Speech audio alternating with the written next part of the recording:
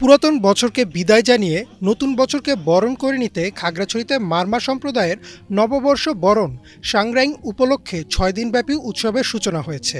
১০ April সকালে জেলা সদরের পানখাইয়া পাড়ার বটতলা এলাকায় মারমাদের ঐতিহ্যবাহী আলারি খেলার আয়োজন করে মারমা উন্নয়ন সংসদ। এতে প্রধান অতিথি ছিলেন খাগড়াছড়ি জেলা প্রশাসক এবিএম ইফতেখারুল ইসলাম খন্দকার ও পুলিশ সুপার মোহাম্মদ আরেফিন জুয়েল। যারা ভালো লাগে দেখতে আসবেন আমাদের খাগড়াছড়ি পার্বত্য জেলার পানখাইয়া পাড়াতে।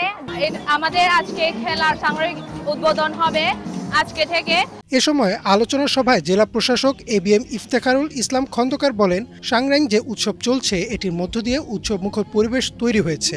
বিভিন্ন সম্প্রদায়ের মানুষ এখানে যুক্ত হয়েছে। গোটা বাংলাদেশের জন্য এটি অনুকরণীয়।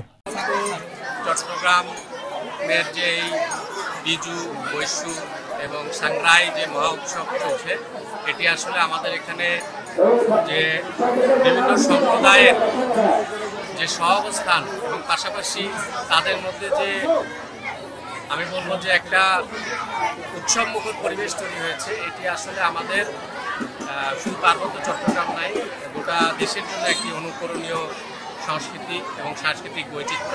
পরিবর্তিত পরিবেশে এবার বৈশাখী উৎসব হচ্ছে আরও উৎসব উদ্দীপনায়। পুলিশের পাশাপাশি সেনাবাহিনী সহ সকল নিরাপত্তা বাহিনী উৎসব আরও আনন্দঘন করার জন্য সব ধরনের প্রস্তুতি নিয়েছে বলে জানিয়েছেন জেলার এই শীর্ষ পুলিশ কর্মকর্তা।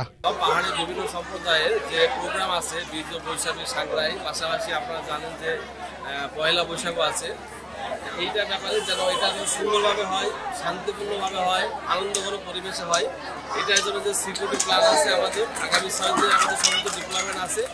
আগামী ১৪ এপ্রিল মারমা সম্প্রদায়ের সাংগ্রাইং উৎসবে ঐতিহ্যবাহী জলকেলি বা জল উৎসবে তরুণ তরুণীরা একে অপরের দিকে পানি নিক্ষেপ করে উল্লাস প্রকাশ করবেন।